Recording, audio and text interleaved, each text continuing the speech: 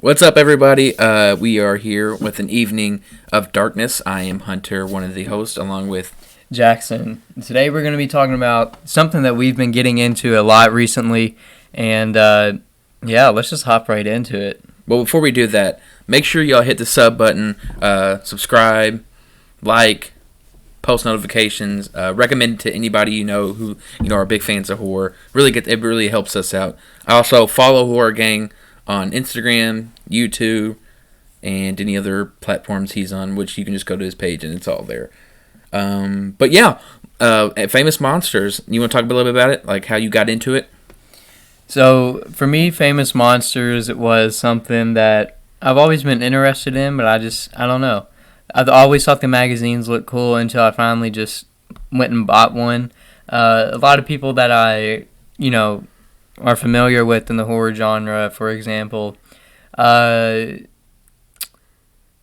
basically these items are collectors now. Yeah. And the artwork is beautiful. I know Kirk Hammett, he collected a bunch. James Rolfe has some. Just the old school monster magazines from the 50s, like eerie, creepy, but all that good stuff. That I don't know, but just recently really got into it. Yeah, just got into it. So the way I got into it was, so I've been collecting for a very long time, and I have movies. I don't want to say toys, like figures, posters, anything to do with horror. I usually go pop figures or whatnot. So me and Jackson, we're big fans of the genre, and everywhere we went, all these shows and stuff, they always had Fangoria magazines, eerie, creepy. But those were all, very cool, very iconic. But the ones that always stood out to me were the Famous Monster ones, because, they had a lot of science fiction. They had the old classic horror movies characters on there. And it was more artwork, right? Mm-hmm. That's what the coolest thing about these magazines are, definitely the artwork. The inside also gives a good scoop about, behind the scenes stuff, promoting things and stuff like that, which we'll get into a little bit later. But yeah, so I've always looked at them and thought, oh, those are cool. Yeah. But I never really pulled the trigger on buying any or starting the collection up. But Jackson texted me one day. He's like, hey man, I'm thinking about starting a little side collection. And I was like, oh cool, what is it? He's like, the Famous Monster magazines, and he sent me the one, and I can't think of which one it was. It came out in 1981. I forget the issue number, but it was promoting Superman, Raiders of the Lost Ark, and Boris Karloff and Bela Lugosi inside. So those four dudes or movies, whatever, is right up my alley. It's because on the cover it has Christopher Reeve Superman, Harrison Ford Indiana Jones, and then it's also promoting An American Werewolf in London. I was like, dude, I gotta get it. So he sent me that, and he sent a picture, and I was like, oh, that's really sick. And then he was like, oh, you should get into it. And I was like, okay, maybe. And so I was working at that time. So later on in the day, I kind of was looking through, secondhand sellers or eBay.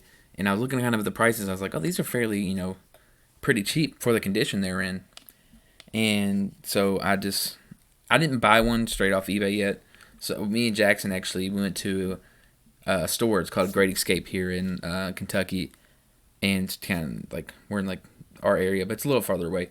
But they sell comic books, records, a geek or nerd's dream. And we went there. They didn't have much Famous Monsters, but they did have, I think, two maybe. They had a few Horror Hound magazines. They had a couple Horror Hound, a bunch of eerie. Yeah. And some creepies. They had some Vampirellas. Yeah, they had Vampirella. Quite a few. But they had the one Horror Hound. Not Horror Hound. I got a Horror Hound issue with the Invisible Man on it. I mean, if y'all know me, y'all know how much I love the Invisible Man. Yeah. But, it's great artwork. My uncle actually has done some of the artwork for some of the Horror Hound issues and covers. But when we went to Great Escape, we were looking through. So we asked the guy, hey man, they had everything, but we couldn't find Famous Monsters. And I was like, hey man, where Jackson's like, hey man, do you know if you have any famous Monsters of Filmland issues? He's like, maybe. So he went over to the little place where all the comics and stuff were, because it was more comics, not really as much magazines.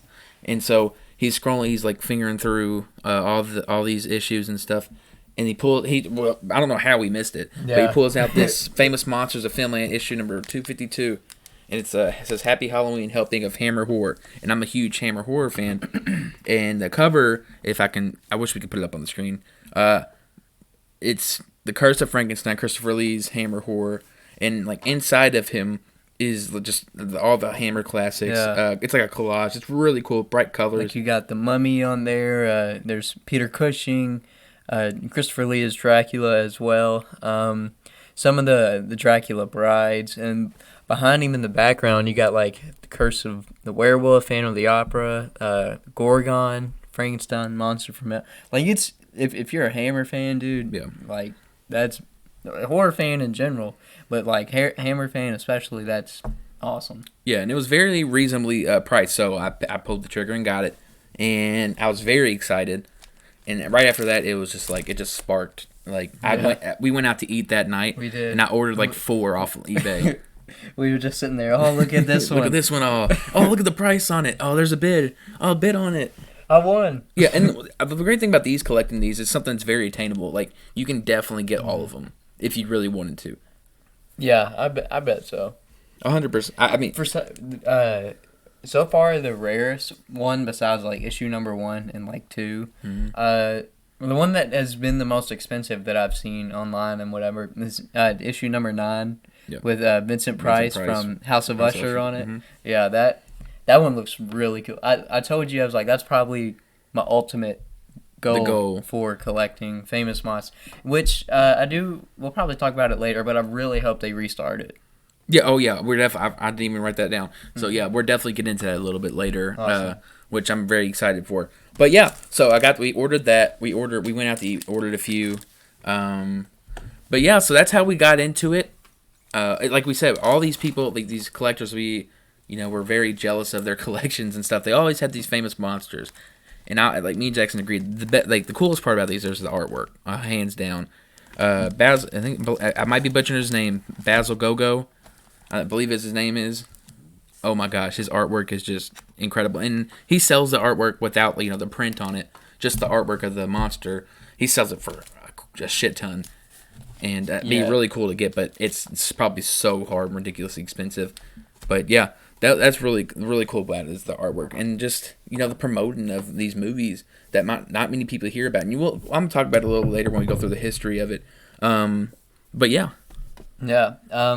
So basically, like, for your standard Famous Monster magazine, you have the logo at the top, Famous Monsters of Filmland, with the issue number right to the left of it. Right or left, yeah.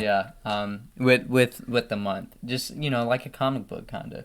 But then you have the amazing artwork right on the front featuring a specific monster that will be, like, the key of the issue, or, like King Kong, Vincent Price, or I don't know, Indiana Jones, like I said. Yeah. There's even some Star Wars. Later in the year, later in their issues, they tail towards more. mid-'80s, basically. Mm-hmm.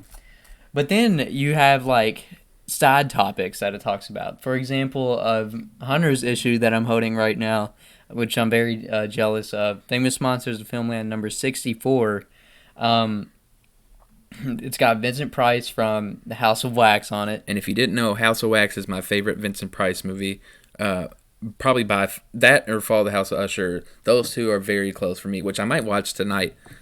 Now I'm thinking about it. We need to go watch it again. Yeah, it's great. This is. I actually wrote down my top 10. Maybe we can do a little later, just if it came to that. But yeah, this issue is one of my favorites. It's in there. Yeah. For example, you'll have the main guy on it, and then like key topics. So it looks like in here it talks about the new upcoming film at the time, Destroy All Monsters. The Godzilla movie, mm-hmm. where the first time where they kind of like had all the monsters from the films up to that point in one movie and fight each other, basically. But then it also talks about Lugosi and Murders in the Rue Morgue. What are Boris Karloff's grandchildren like? Yeah, that which it's just very interesting. Little creepy. Yeah. What are they up to? And then horror movies of the third dimension. Yeah. At the time as well. So I guess when this issue came out, 1970. I believe it's 1970. It would have been probably talking about like I don't know. Creature is probably the biggest horror 3D film. You know. At that time. Yeah. So, but like that's just an example of. I just thought about it. So before Jackson told me about Famous Monsters, another story that came up and kind of got me interested in it. We were at, I want to say Horror Hound one weekend. I want to say recently. And there was a booth that sells shirts. They were selling shirts. And I saw there was really cool shirts, really cool designs. And again, we just got into Hammer Horror. We were watching all of them. And actually on Jackson's Horror Gang channel, which I'll put a link up to, we did a live stream of like a watch along with the Curse of Frankenstein and Horror of Dracula. So go check that out. But we watched that and a few other ones, and then we went to the show, and they had a shirt, and it was one of the issues, but I didn't know at that time. Mm-hmm. And so I was like, oh, cool, look, it's all the Hammer Horror guys. And it said Famous Monsters on the top. I had no idea. Yeah, I had no idea what it was. I was just like, oh, they're Famous Monsters. Like, that's, I guess, why they put it there. But yeah, this issue is one of my favorites as well. I didn't put it down in my top 10 because I just completely blanked on it. I was kind of going for like just like the straight cover ones, but this is issue 119. And the copy you have is like beautiful. Yeah. Like it's almost perfect, by the way. Like it literally it's just like a it visual. Holds up very well. Famous Monsters Filmland 119. It's at the bottom it says Karloff, Lugosi, Chris Lee, Dinosaurs, Night of the Blood Beast. It's very just out like just everywhere. That's why they're awesome. I love them. You know. So yeah, I guess we could talk about Ed Warren, pretty much, the creator of the magazine or co-creator. It's James. It's okay. James Warren. James Warren. You're thinking of somebody else. I know exactly who you're thinking about. Ed and Lorraine Warren. No, but so Famous Monsters of Filmland it's a single genre. It just focuses. I won't say single genre because it focuses on horror and sci-fi. Categorical, I think, is the word. I'm not 100% sure, but it originated in 1958 by publisher James Warren and editor Forrest J. Ackerman in Santa Rosa, California. And if you are a horror fan and don't know who Forrest or Forey J. Ackerman, there's an awesome documentary on YouTube about him. Dude, he I don't know if you can still go, but at one time when he was still alive,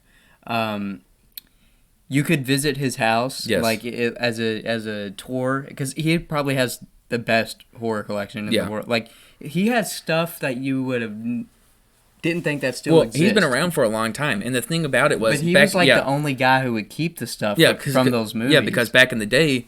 Everybody studios they're like it's an industry, so I forgot the word, used props or whatever, and he would just take them. Yeah, and his collection's just insane, and everybody he was like one of the first ever like collectors. Yeah, he pretty much started. Yeah, I mean horror collecting. I mean for real, or collecting in general. And another cool thing, he met a few people. Like he was good friends with Ray Harryhausen, and they did a few things together. But they had a convention. It was the first, and this is an interesting fact. Forrest J. Ackerman created the term sci-fi. Do you know that? I don't think I exactly knew that, but I feel like I've heard he turned science fiction into sci-fi. Come on.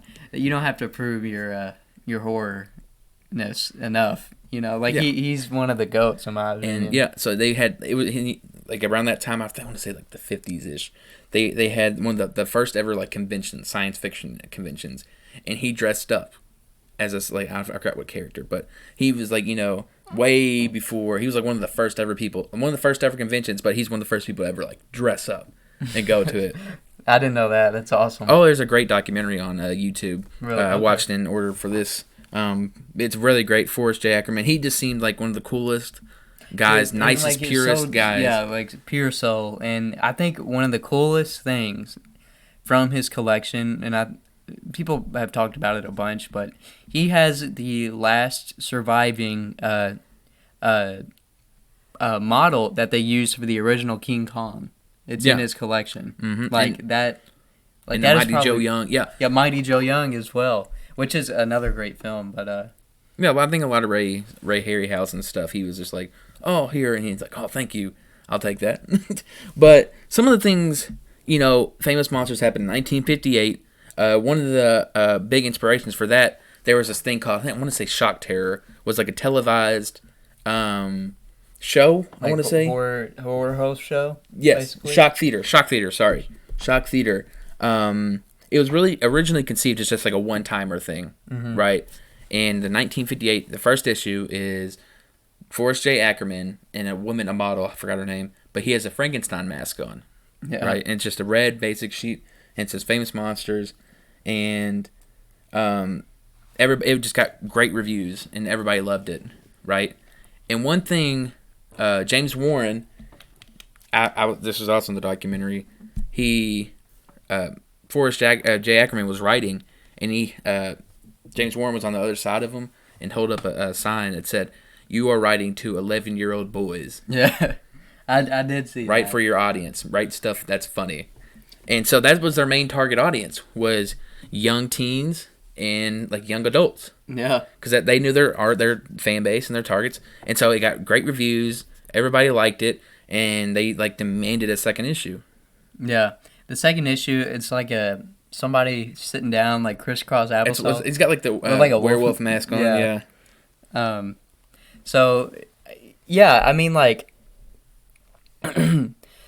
this magazine definitely had such a huge impact on, our community, I guess you could say, at the time, and especially for, younger kids, well, I guess mainly boys. I guarantee there's female people. Oh, well, I mean, yeah, of course. Yeah. But it inspired so much. Like you said, it had such an impact. And some of the inspirations, like Fangoria. Like, I would argue that this magazine and what Ackerman Warren has done is probably one of the most influential things for this genre. Yeah. So. But yeah, like I said, it inspired all these other horror magazines, like the ones nowadays. Rue Morgue, Horror Hound magazine comes out. Numerous Fangoria. And Scary Monsters. Yeah, all those. This was like the first ever, because horror had like such a big like run, or it was becoming like a really big thing around the time they started this, and like Shock Theater, and they wanted to, what was it? I'm trying to think of the word for it. What, like borrow the success from it. Oh yeah, and capture the success. Yeah, but its peak years lasted until like the late 60s. It's so at that time, the late 60s, the classics weren't being showed as much. So Frankenstein wasn't being shown, Wolfman, Creature, like all the classics weren't being shown. Right. And so it was more towards, the sci-fi. It was coming like a different age. And, of horror, basically. Yeah, so they kind of stopped. But they kept going until the film magazine folded in the 80s due to James Warren got sick. And so kind of around that time, like from like 58 to the early 80s, was like the first run of Famous Monsters. Yeah. Right, and like that's when I got, well, what my first issue is, like I said, is from 81. So that's when they kind of like started promoting like Star Wars and like Battlestar Galactica and they started to lean a little bit away. It was still sci-fi, but they started leaning a little bit away from horror and more towards like blockbuster movies. Yeah, I think just trying to, capitalize off of it. That's the word I was thinking about. But one of the cool things is Famous Monsters held a convention in 1974 and 5, only 2 years. And they would have guests like, Peter Cushing was there. That's crazy to think about, that you could just... Yeah, Forrest J. Ackerman, just anybody, Ray Harryhausen, like all these people came. And it was only 2 years, but apparently it was like really successful. Yeah. I don't know why they didn't continue to do it, but like you think about that now, all these conventions they have for like literally anything. You got horror conventions, sci-fi, Comic-Cons, like some of the most popular things that, nerds, I don't even like the term nerds, like people that like fans and people that enjoy stuff, they can just go around this community that loves and has the same enthusiasm as everybody else year round as you. And it's just a really special thing. And Famous Monsters, it just had such a big impact. Yeah, like I said, I definitely agree. I think that's arguably one of the biggest things to happen within this genre is really how huge this magazine alone, Forrest J. Ackerman, is. Yeah. And just a true horror fan. Exactly. A true horror fan. And one of the cool things I read earlier, it was kind of just referencing like pop culture things that Famous Monsters was in. So Misfits, the band, they used a lot of Famous Monsters like logos. Yeah, they did. Artwork and stuff. And they actually have an album named Famous Monsters. Yeah, like their Misfits logo is the same as the monsters on the actual magazine. Like it's the same font. I mean, Misfits they're good. Yeah, they're different. I like it's horror, right? It's exactly what exactly.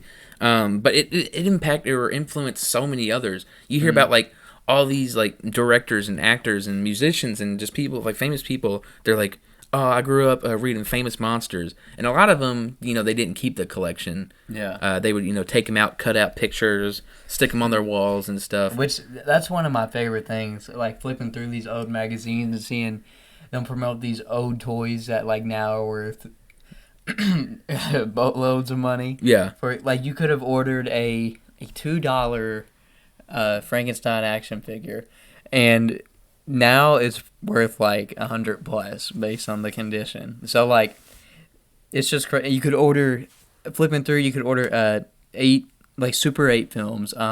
Projectors. Projectors. And it's funny because you can all that. Yeah, you'll look at these magazines, and sometimes some of them will have the price of the magazine. Yeah, that's what I'm saying. This one I'm looking at right now, the one with Vincent on it is 50 cents. So like you can just tell like how much inflation's went up. But yeah, you want to get like kind of into like your favorite covers, some of your favorite covers? Yeah, definitely. One of my favorite covers I actually got 30 minutes before we started doing this podcast. Vincent Price from Madhouse, I think is an underrated film. It's different. But he looks awesome on it. And it has a really like bright, like vibrant blue background with his it looks kind of like the House of Wax cover because he's wearing all black, has a scary face, and has a hat on. But the Madhouse I really like cover, it too. Yeah, the artwork's cool and it has that blue in the background. Yeah. Oh yeah, that's definitely one of my favorites. Well, I wrote down 10 my favorites. Maybe you probably have 10 off the top of your head that you can do. Yeah. So I kind of, if you want to just go, we can just talk. These are kind of just really top 10, but more like just some of my favorite ones. Just the ones that came to mind. And if people that are listening right now, we don't, unfortunately, probably won't have it up on the screen, but I encourage you to go like look it up at whatever way you can on your phones or whatever device you have. Or if you don't, I'm going to kind of describe it to you the best I can, and whenever you get the chance or whatever. But so one of my favorite issues, and we'll just go back and forth. One of my favorite issues is issue number 15, which is Zach Early. Zach Early was a horror TV host, right? Yeah, he was one of the first ones, to be honest. He inspired people like Seven Ghoulie, Vampira, Joe Bob.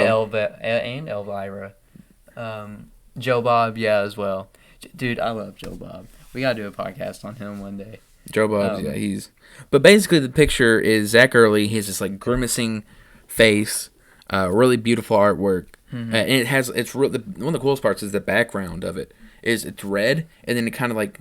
It goes into white, but it's kind of like it looks smeared a little bit. Right. But yeah, Zach Early, we were actually writing something not too long ago, and we kind of had a horror host involved with it. And the person we were talking to that was going to portray the person, or I think he was like a doctor at that time. He was like, what inspirations do you want? And I was like, we were talking about, this person. And he's like, what about Zach Early? And I was like, yeah. And then he was like, but Zach Early, but I want you to dress up as Vincent Price from like Fall of the House of Usher. Yeah. That's exactly like how like exactly we described it. So that will segue into my next pick. Famous Monsters of Filmland number 9. Vincent Price, like I said, this is probably one of the more expensive ones that you can get. Number 9, it has Price on it, white background. It's kind of plain, but white background, It's a good red plain. text. It's good. It all fits together. It's filmed from House of Usher. It looks amazing. Great, like you said, great artwork. And Fall of House of Usher is, like I said, one of my favorite Vincent Price movies. And the atmosphere it builds, or it shows, very colorful. If you haven't checked that out, watch it. I don't know what it's on, though. I don't think... I have the collection, the Vincent Price collection from Scream Factory, so that's how I watched it. I want to say it might be on Tubi. Not 100% sure. I know at one point it was on Amazon Prime, but it's probably not anymore. Yeah. At the time that we are recording this. So, I'll say another one of mine that I really, really enjoy. So, my next one is issue 103, which is the cover is the Gillman, or Creature, from the Black Lagoon. And I remember the first ever Universal Monster movie I watched was a double feature. Me and Jackson showed me, was Creature. And I want to say... rather Invisible Man or Wolfman. Is one of the two. It was Invisible Man. It might have been Invisible Man. But I just remember that's my whole life changed. And Creature was like for the longest time my favorite. And he still holds a place in my heart. Just being one of my favorite monsters. Just iconic, just nostalgic for me because it was the first one I ever saw. And I just didn't know stories like black and white that could be like that. And so this cover is literally just his face. But they sell a bunch of artwork of this copy. I think that's what my poster is. I think so. You know what I'm talking about? I think so. Is it? I don't know if it's this color. It might be black and white. I think it's black and white. I don't know. Or your brother might have it. But it's really cool. It's the Gillman, and the background just matches the color with him. He kind of has like a bronze look to him. Not too much like green when you think about it. But yeah, it just one of my favorite covers. It's literally just him. And this issue is a special tribute to Lon Chaney Jr., also Blackula and Planet of the Apes. Yeah, issue 103. Yeah, so that'll lead to my next pick. This one is, like, I'm a huge fan of the original King Kong. Like I said many times on my channel, I'll do it again here. This is one of the most influential horror films in general, in my opinion. Famous Monsters of Filmland, issue number 108, featuring King Kong, and it's like this giant lettering of King Kong, and he's right in the middle. I do love that one. It's like in your face. Well, the good thing about this one, it's actually on this. Yeah, it's right in the middle of the you'll see screen it right now. Yeah. So you can kind of see it. Yeah. But, like the detailing, the It's color, you beautiful. can see the slobber coming out of his mouth, this giant menacing monster, King Kong is great. So is this cover. What issue is that? 108. 108, yeah. Yeah, King Kong. I remember Also, Jackson. I love how they have the Phantom. The Phantom. Lon Phantom. Chaney's Yeah, head. Phantom's. Lon Chaney's like he's kind of on the corner of like every one. Just about. Just about. Maybe like the certain number. Yeah, that's cool. But yeah, King Kong was one of those movies Jackson told me about, and I kind of put it off for like a while to watch it. And then one night, funny enough, the most weird pairing, double feature maybe I've ever watched in my life was King Kong and Plan 9 from Outer Space. That sounds awesome. It was really, like, I don't know, he let me borrow both of them, and I watched King Kong first, and I was just, like, blown away, and I was like, I love that movie, and then I watched Plan 9 from Outer Space. You're blown away by a different reason. It was even better, the Edward classic. Yeah. But yeah, that's how I kind of found out King Kong. I really love King Kong. Yeah.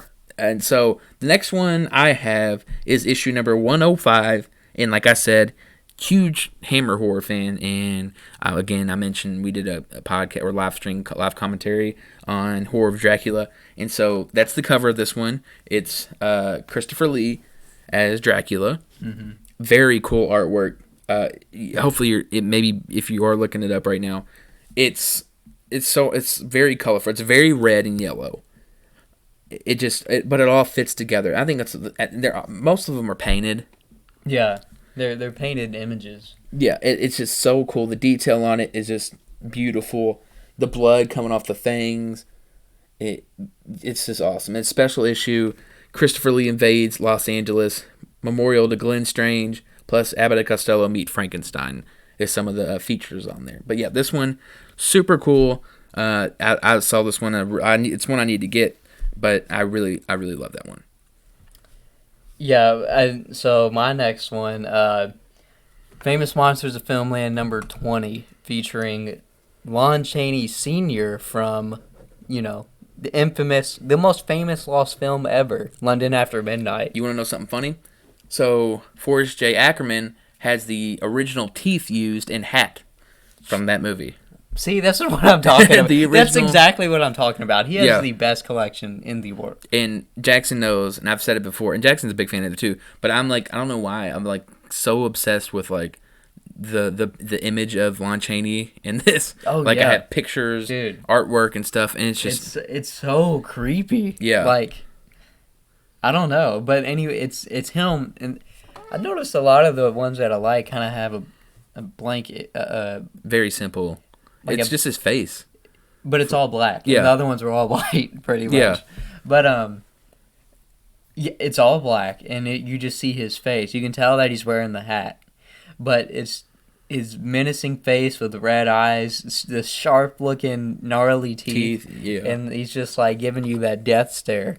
And the craziest thing, probably even more crazier than what's actually on the front of the cover, the text next to it. Read about the man who saw King Kong 90 times on page 34. Yeah, that's a crazy little... Hey, I would definitely see that movie. 90, that's how, impactful it was to people. And so, what's that on the back? On the back, you can order, money back guaranteed, a giant life-size Frankenstein pinup over 6 feet tall. So like you were just hanging on the wall. And it's just like a sheet of paper that, like, not okay. I don't know how to describe it. It's like those oats, only $2. You know how much that probably goes for now? Oh, probably 200. Like 150, 200. Jeez, to be safe. But yeah, that one's really sick. I'd like to have that one. Oh, yeah, me too. So the next one I have is issue number 17, which is one of my favorite Universal monster movies, Bride of Frankenstein, and it is The Bride. And it's CTV's great horror masterpiece. And it says see page 34. I don't have this one. It's one I really need to get. At this time, it was 25 cents. Guys, 25 cents for this magazine. Such beautiful artwork. Think of like, I don't know if you guys know the Black Sabbath poster, but think about, instead of Boris Karloff's head being like held by his hair, it looks like the Bride's. It's beautiful artwork, white background, that menacing face, beautiful paint. It's very, I think it's kind of iconic. But yeah, that's the. Yeah, that's another great one. For my next pick, I don't know if you have it, but I do believe you just won a bid on this, if I'm not mistaken. Famous Monsters of Filmland, issue number 56. This is one of their most classic. It's got Boris Karloff on it, the orange background. 2-in-1 issue. I did actually, yeah. I won that. Yeah. So, thanks to you, because I would have never known about it if you didn't send it to me.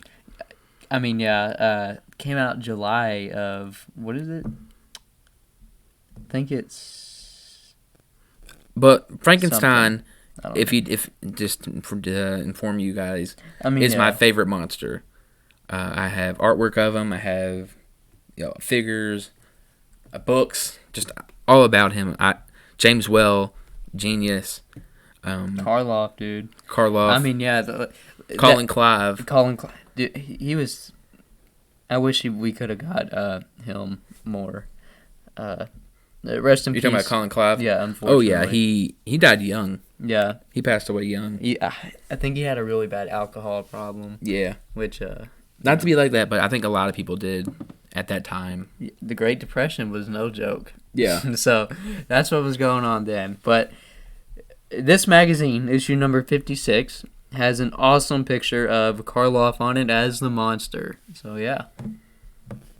Nice. So this is my last one's going to say. This one was like after I had about the first famous monster magazine from Great Escape, we were out to eat, and I was going through all the issues, and this one really stuck out to me. It's issue number 23. I don't have it, but I have the reprint they did, issue number 53, and it's basically the same thing, but it just has like a little difference in the bottom left. But it's the Colossal Beast. And basically what it is, it's like half man, it kind of looks like a skull, like his like deformed face. It's so cool. We need to check out that movie. I really want to check it. I'm pretty I think it's Bert I. Gordon. His initial stood for B.I.G. B.I.G. Bert I. Gordon. So he would always do like giant monster, insect, creature movies, basically. Yeah, and some of the cool things I see on here is like the issue, the most unusual Frankenstein photo ever. It's like, okay. And the final chapter, Son of Kong, was coming out. And then exclusive interview with Karloff Speaks to our readers. Look, that's They used Karloff and Lugosi any chance they could. Dude, yeah. To promote this.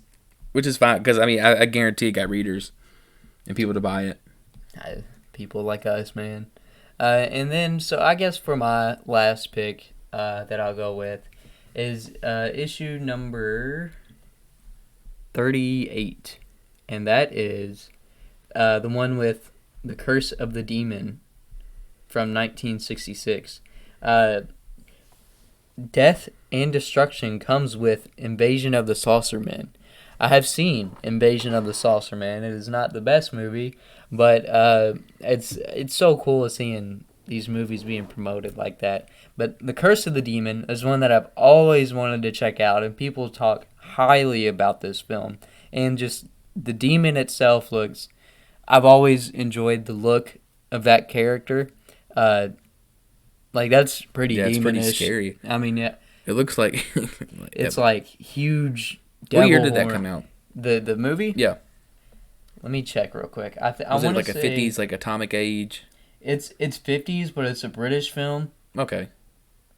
I feel like a lot of famous monsters hit like the British parts of horror. But while he's looking at that... 1957. 1957. Okay, like right in the prime of... Like, it was shot really well, too. I've always wanted to check it out. So, hopefully I'll do that soon. Yeah. So that's another thing. A lot of these famous monsters covers put us onto these movies. You know, you see all this cool artwork, and you're like, "What the hell is that?" And then you're like, "I have to check that out." Like the Colossal Beast, I knew of it, but then it was like I never thought about it. And then I saw it, and I was like, "Damn, that's really cool artwork." And I got to see that now. But so for the last one, I'm gonna say. Number 57, issue number 57. We gotta watch that too. Yes. I mean, look at that. It looks like the most outrageous shit ever. It's called The Green Slime. Issue number 57. So I'm going to articulate this in the best way I can. The cover art. So picture a woman astronaut in a skin-tight white suit. Okay. With, the astronaut helmet on. Right. Behind her, think of a Cyclops octopus with tentacles wrapped around her.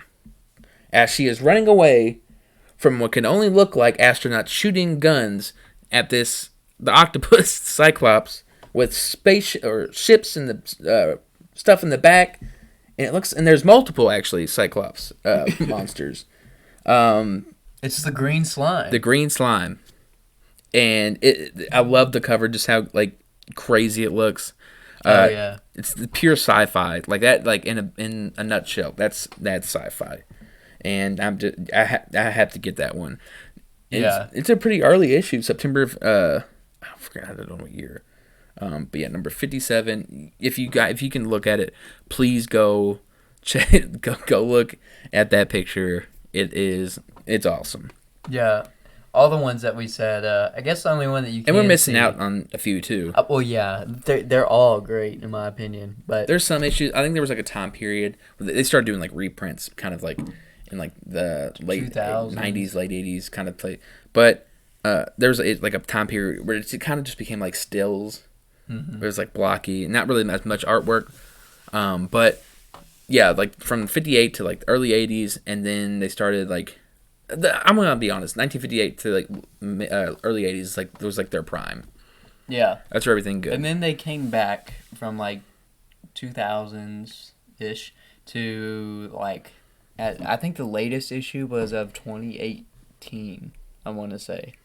And now they're no longer doing it. Yeah. Unfortunately, but I guess we can talk about this now. Corey Taylor bought the company, lead singer of Slipknot. Who is Corey Taylor? Corey Taylor, metal musician of Slipknot, Stone Sour, etc. He's awesome. He's a huge horror fan, so he talks about Famous Monsters a lot specifically. Go look up interviews, and so but anyway, he bought the company and he's planning on doing film. They just actually had their very first ever Famous Monsters of Filmland Film Fest, like very recently. I was reading. Now you say it, I think I heard about that. I was reading about it the other day. Hopefully, so we're in Kentucky, so yeah, we're in Kentucky, so hopefully it comes near us.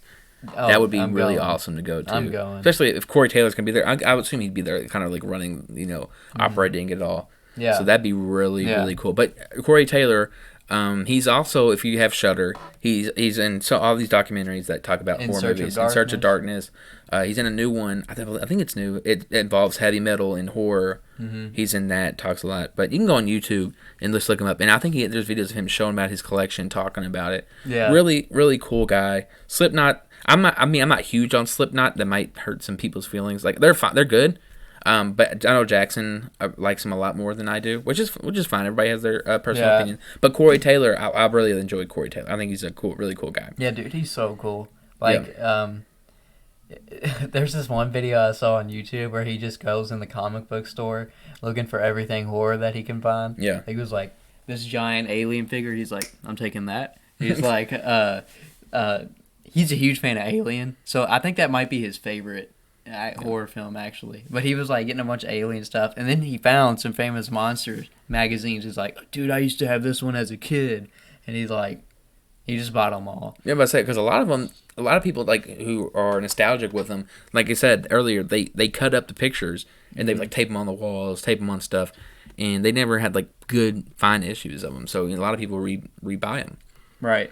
So because I figured at that time people were during that age, people are probably like, oh, they're going to keep making these. There's not. Well, I mean, that's exactly what people did with, like the really old comic books of like Batman, Superman, Detective Comics, Action Comics. Yeah, exactly. They would just throw them out after they read it because it was almost like a newspaper. Yeah. You know what I'm saying? Because you would read it, you would get your kick out of it, and then what else would you do in the Great Depression for with a Batman issue? Detective Comics 27. Now you look at it almost 100 years later, it's going for like $1 million. Yeah, exactly. So it's crazy. So my advice to any collectors out there, hold on to your stuff. If anybody has any issues of Action Comics #1 or Detective Comics 27, send them our way. Any extra copies? Yeah, even if it's a little damaged, we'll take it. I'll take it off your hands. Yeah. Don't worry. We're not going to sell it. Or Famous Monsters. Yeah, because some of the really good ones, like the really well conditioned ones, like original first prints, first editions, because I don't think they really made reprints of them.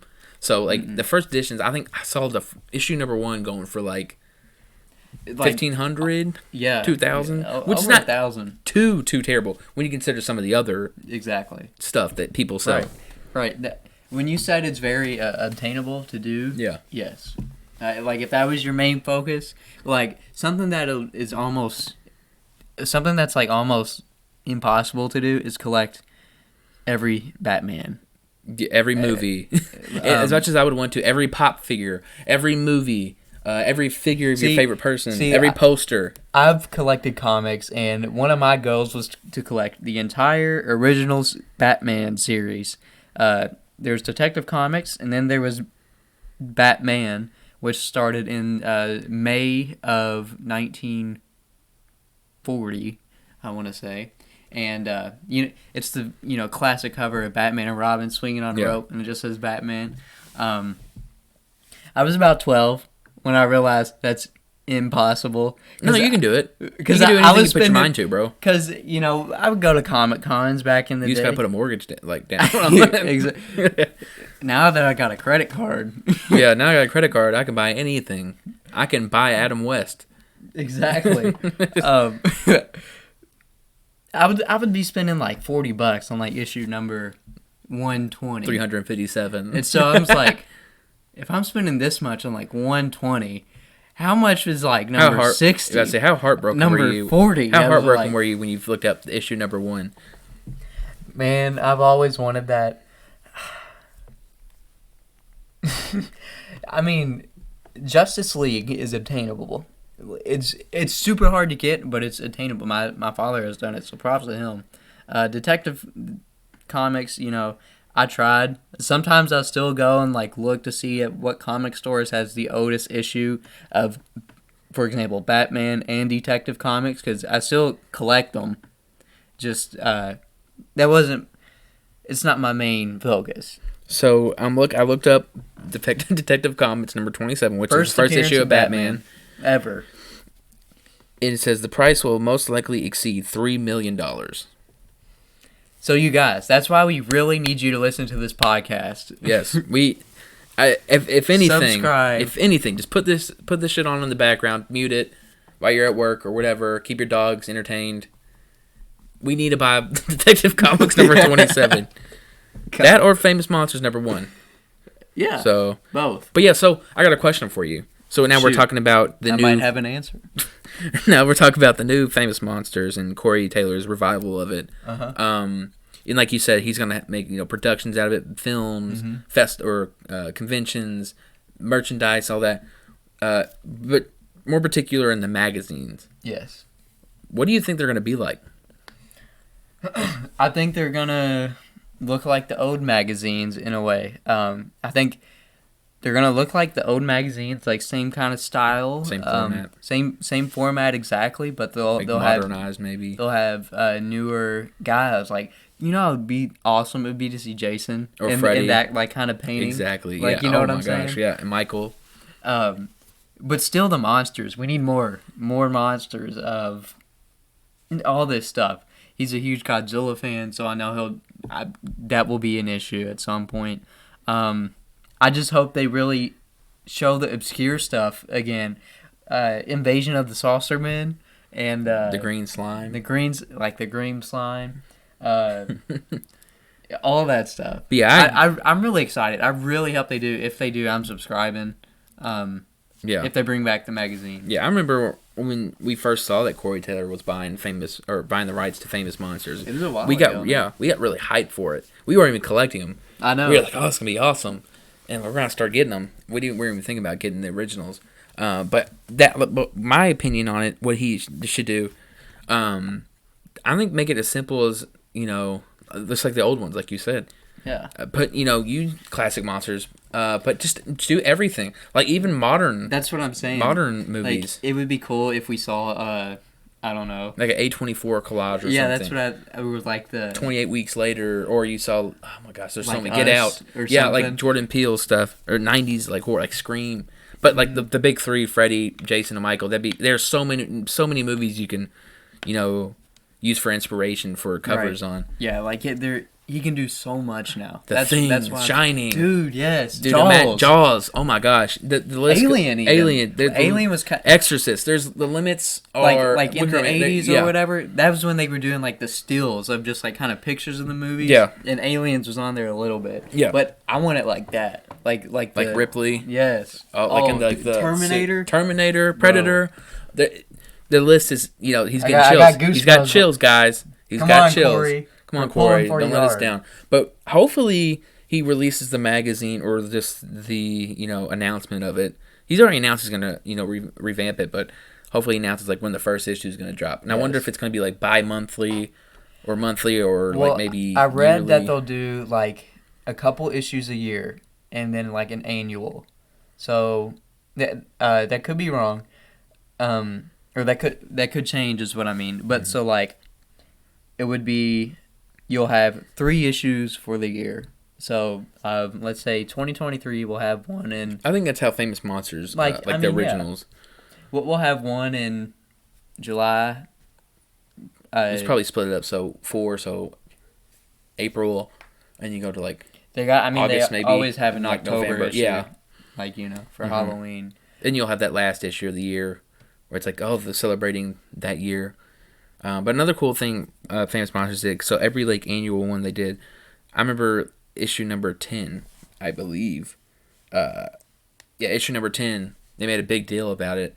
I believe Frankenstein was the cover. I could be wrong. Jackson, look that up for me. But it was advertised as the best Famous Monsters magazine yet.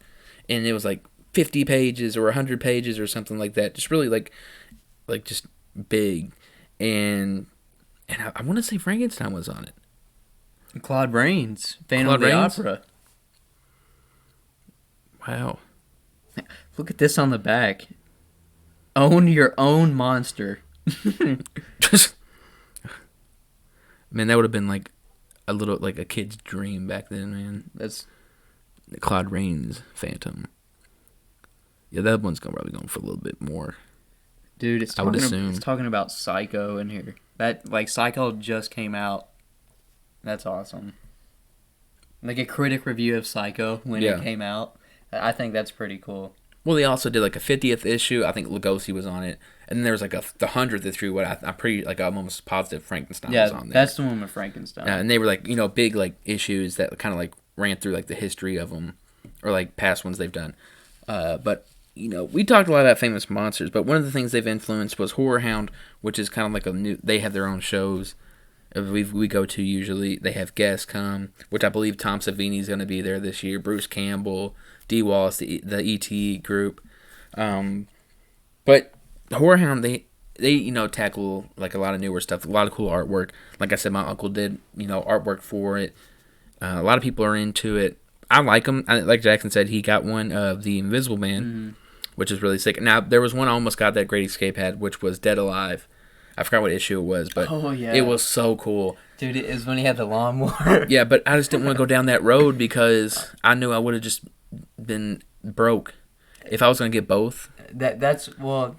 I know I'm probably not going to get every issue of Famous Monsters, so that's why I'm like mainly get that. But then if I see one that I think is just so cool, why not add it to the ever growing collection? Yeah. But you got one. So there's a local store, not local really for us. It's a little bit of a drive over in Indiana, across the bridge, called The Vault of Horrors. But you can follow them on Facebook. Tyrant Toys, really cool group, really cool store. They do live auctions on Facebook. They're on Instagram, but I don't think they're on Instagram much. Yeah, Tyrant's Toys and Collectibles is where I got my first issue with, like I said, with Indiana Jones, Superman. Yeah. I've also got an issue from there. The ladies of Vamp had like Elvira, Vampirella, Lily James, or Lily Munster. Sorry, not Lily James. Yeah, issue number 258. Yeah. Yeah, awesome store. Go check it out if you're in the area of Indiana. It's a local, like I said, it's a local store for like that area. Great guy, dude. Awesome man. It's a like a nerd's. Again, I don't even like the word nerd. It's like a fan's dream. I keep saying nerd. I'm a nerd.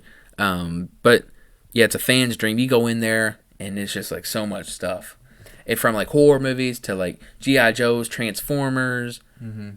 There's magic stuff. Batman. There's like retro gaming. There's Mortal Kombat. Game of Thrones stuff. Pops. Yeah. And I'm a big I like Game of Thrones a lot. And there's some cool stuff in there. But one of the coolest parts was he kind of took us to like the back area. We were like the only people in there, so we kind of were talking to him and talking about stuff. And the cool thing he does, he kind of like looks out for stuff for people if you ask him. So if you get on Facebook and you're like, oh, and you message him like, oh, I've been looking for this, he'd take like the effort to try to see if he can get it and hold it for you. But he took us to like his like office area, which was a pretty big area, and he showed us all this other stuff he hasn't put out yet, and it was a really cool experience. Dude, those Halloween 2 lobby cards. Yes, original Halloween 2 the lobby whole set cards. too. The whole set in like pristine condition. Yeah, pristine. I don't know how much it goes for, but dude, And then Nightmare on Elm Street 3 Yeah. lobby cards. They I were think like they're Italian Japanese or something. Yeah, Italian something or like Japanese. And then you had this creature.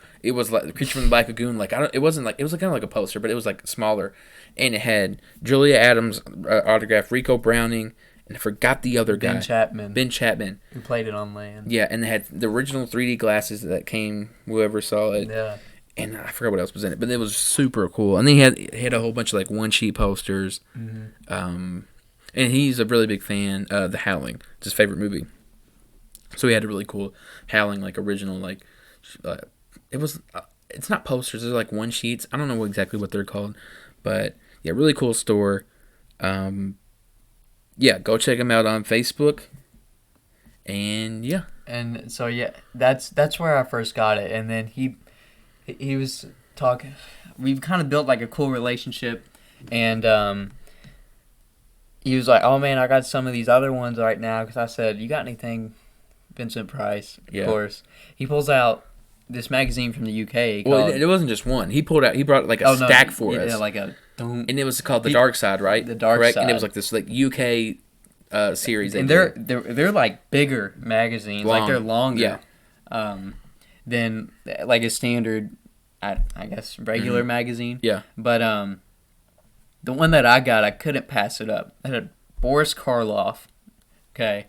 Then it had Vincent Price, and then in the middle it had like a HP. It was an HP Lovecraft monster, and it talked about the color out of space. Yeah. I mean, dude, like that's really cool in my opinion.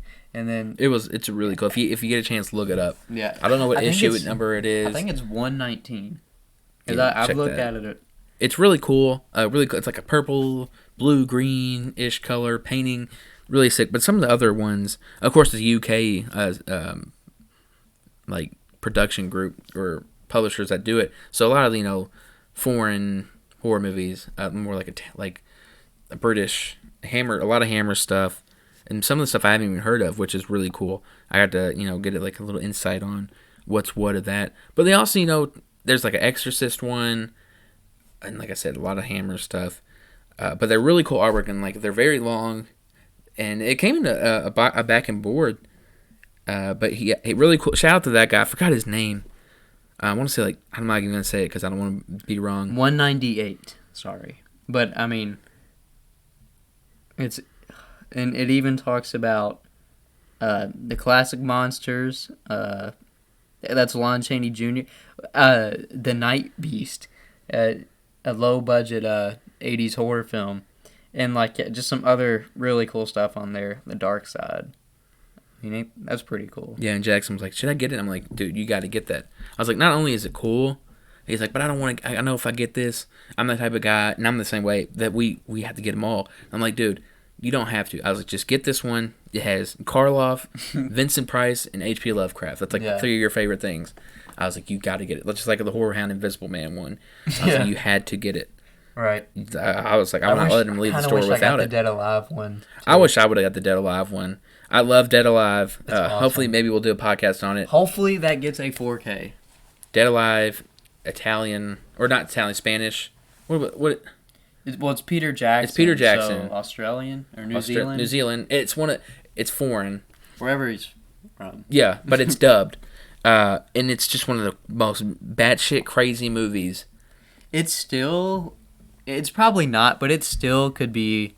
It's definitely up there for most goriest movies of all time. It's just it's comical how much blood there is. Yeah, it's one of my favorites I've watched from Peter Jackson. His career he's had. I know he started off doing all these crazy horror movies, and then Lord of the Rings. Yeah, I think we'll switch it up. But yeah, classic Dead Alive. I think a good double feature would be Dead Alive and then Cemetery Man. That's Italian. Ooh, yeah, Cemetery Man is great too. Which is that would be really good. Della Morte, Delamore is the name for it. Cemetery Man's fucking batshit crazy too. They're both I think we watched a double feature of it, if I'm not mistaken, or we watched them like a day after each other. Really close. I believe they're both from the 90s, and yeah, they are. A lot of horror movie, 90s is more or less, not as strong as a decade of horror as like some of the others, but it's not that bad. I think, You know, just because the other ones over, You forget about the Yeah. movies like Cemetery Man and there's just so much. And there's a lot of foreign horror movies from the 90s. And, yeah, but that's going to kind of, wrap it up for us today. Famous Monsters of Filmland. great stuff. Go check it out. Go check them out. And if they come out again, I encourage you to subscribe. Oh, yeah. This was Self-support. not what's the word am I looking for? Promoted? Oh, no, it's not a promote. No. But no. they're It's just, awesome, I was man. talking about our collection and the love of the pieces. If you can, I'm not telling you to. If you have the money and you really wanted to, eBay, they have them for good prices. And remember, send us those Detective 27s and Action Comic Yes, number 1. give us money so we can get Detective Comics 27. And Watch the videos. Watch the videos.